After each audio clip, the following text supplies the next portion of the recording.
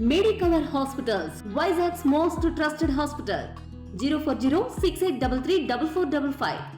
325 కోట్లతోని accident spots గా అంటే ప్రమాదకరమైన స్పాట్స్ ఎక్కువ మంది చనిపోయిన గుర్తించి 5 ఏళ్ల కింద నేను ఎంపీగా అయినప్పుడు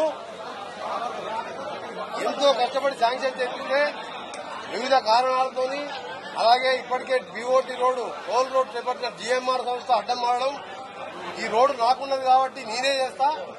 కానీ నాకు దేశం ముందు 2 రాష్ట్రాలు విడిపోయిన తర్వాత నాకు నష్టం జరిగింది కాబట్టి నాకు 1600 కోట్లు కంపెన్సేషన్ కావాలని కోర్టు పోయి ఆ కోర్టు మూలంగా ఆలస్యం అయితే గడ్కరీ గారు ప్రత్యేకంగా నేను ఎంపీగా దాదాపు 5-6 సార్లు పార్లమెంట్ రేజ్ చేసిన ఆయన దగ్గర ప్రతిరోజు పోయేవాడిని.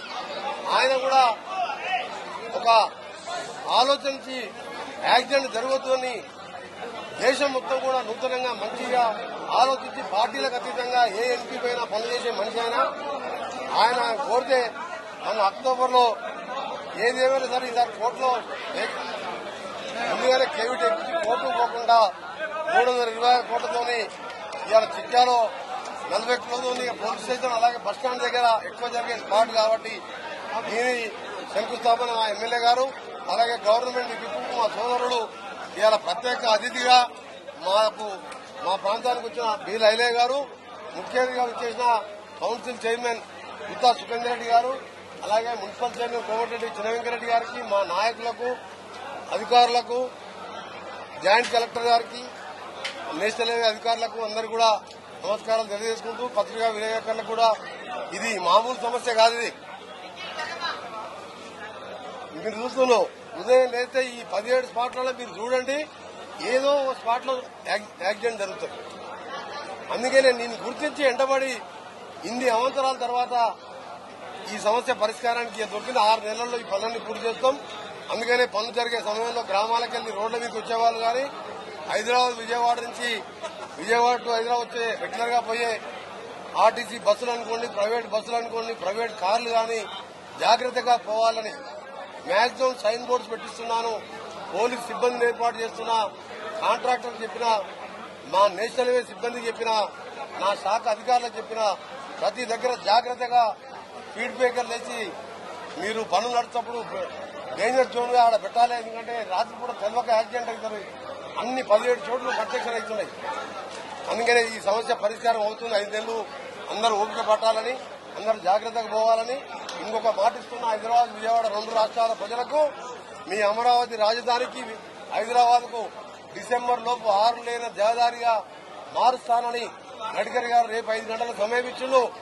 ఆ వారానికి ఒకసారి ఢిల్లీకి వెళ్లేనా సరే దాని 6 నెలలుగా మాకే నిధులు, అదనపు నిధులు మొన్నటి 600 కోట్లు ఎల్బీ నుంచి మల్కాపూర్ వరకు తీసుకొచ్చిన 30,000 కోట్లు ల్యాండ్ ఎక్విజిషన్ కలుపుకుంటే ప్రపంచంలో ఎక్కడ లేని విధంగా డిపిఆర్ చేపిస్తున్నా. నేను మినిస్టర్ అయిన 3వ రోజే గడ్కరీ గారు కలిస్తే ఆయన కూడా చెప్పాడు, నువ్వు అనుకున్న మంచి కష్టపడే మనిషి, నువ్వు పార్లమెంట్ నిన్ను చూసినా నువ్వు వెంటబడి ఆ రోడ్డు చేపించుకున్నాడు. నీకు అనుకున్నట్టే నీ అదృష్టం కొద్దీ నీకు షాక్ వచ్చింది. గౌరెల్లికి వెళ్లి భద్రాచలం 2,200 కోట్లు తెచ్చుకున్నా. మా జీడికల దగ్గర అప్పుడు ఐలయ్య గారు అక్కడ నాయకుడు ఎమ్మెల్యే కాలే, జీడికల దగ్గర క్రాసింగ్ దగ్గర ఇంతమంది చచ్చిపోతున్నా అన్నా అంటే అక్కడ ఒక 60 కోట్లతోని అండర్ పాస్ కట్టించిన. దొంగపల్లి దగ్గర మాకు మోటకోడు 3 మండలాలు అటు సైడ్ ఉంటాయి, యాదగిరిగుట్టకు రావాలంటే అక్కడ ఒక 30 కోట్లు పూర్తి చేయించినాం. ఎంపీగా ఉన్నప్పుడే తెచ్చిన. ఇప్పుడు అదే సంబంధిత శాఖ రావడం ప్రజల ప్రాణాలకు, ఎందుకంటే మనం ప్రజలను బతికించడం. ఒక మనిషిని ఆ దేవుడు కూడా బతికేయలేడు. చనిపోయిన తర్వాత మనం ఆ కుటుంబం రోడ్డున పడుతుంది. అందుకనే స్పీడ్ లిమిట్ తో పాటు ఇవాళ ఆ శాఖ రావడం, ముఖ్యమంత్రి గారు కూడా నాకు సపోర్ట్ చేస్తూ అన్నా నువ్వు త్రిపుల్ కానీ హైదరాబాద్ విజయవాడ రోడ్ కానీ నువ్వు ఎప్పుడు రమ్మన్నా ఢిల్లీకి వస్తా, అయినా నీకే ఢిల్లీలో ఎక్కువ సంబంధాలు ఉన్నాయి, గడ్కరీ గారు కూడా నీకు దగ్గరగా ఉంటారు, మొత్తం కూడా నువ్వు కంప్లీట్ చేయాలని చెప్పి వారు కూడా తరచూ నాకు చెప్పడం. వారు మాకు ముఖ్యంగా వరంలాగా ఇవాళ రేవంత్ రెడ్డి గారు ముఖ్యమంత్రి కావడం మా నల్గొండ జిల్లా ప్రజల వరం, రంగారెడ్డి జిల్లా ప్రజల వరం, హైదరాబాద్ ప్రజల వరం లాగా. ఎందుకంటే అటు ఆలేడు సైడ్ భువనగిరిపో మా మూసి కంపు, డ్రైనేజ్ కంపు, ఆ ఇండస్ట్రీ కంపుతోని రోగాలు, కింద ఫ్లోరైడ్, పైకి వెళ్లి నీళ్లలో చూస్తే కంపు వాసన, ఆ డ్రైనేజ్ స్మెల్. అందుకనే 40,000 కోట్లతో మూసి రివర్ ఫ్రంట్ తో అటు ఆలేరు ప్రాంతం నుంచి అక్కడ వరకు భువనగిరి మీదుగా ఆలేరు వరకు ఇక్కడ నార్కట్పల్లి చిట్యాల మీదకెళ్లి మూసీ రివర్ వరకు దాన్ని ఆ నీళ్లు కలుషిత నీళ్ళని డైరెక్ట్ గా పైప్ లైన్ల ద్వారా సముద్రంలో వదిలిపెట్టడం, మళ్ళా మూసీలో గోదావరి వాటర్ ద్వారా మల్లన్న సాగర్కి వెళ్లి 5 టీఎంసీ లోన్ టైప్ కూడా అయిపోయినాయి.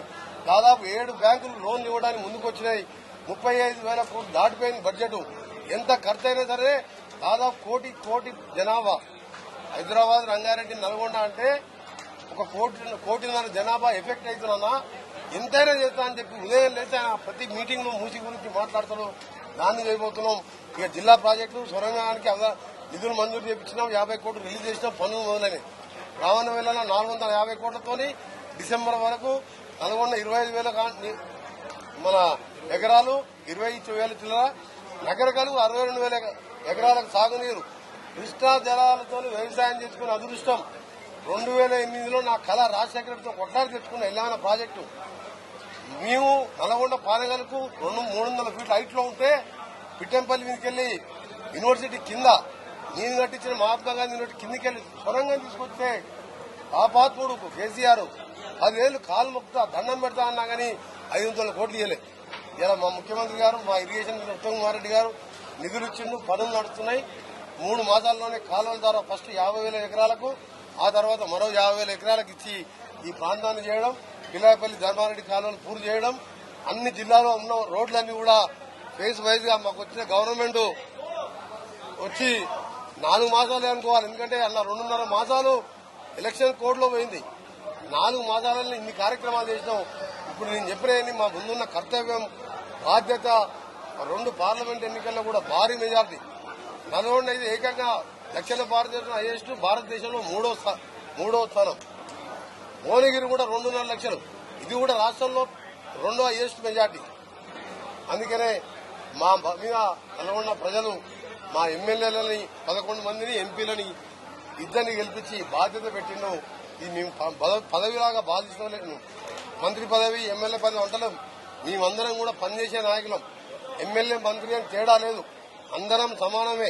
కార్యకర్తలను కాపాడుకుంటూ, ప్రజలను కాపాడుకుంటూ ముందుకు పోతాం. అందరికీ నమస్కారం. మరిన్ని వీడియోస్ కోసం ఛానల్ ని సబ్స్క్రైబ్ చేయండి. లేటెస్ట్ అప్డేట్స్ కోసం వాట్సాప్ ఛానల్ ని ఫాలో చేయండి. అండ్ లింక్ డిస్క్రిప్షన్ లో ఉంది.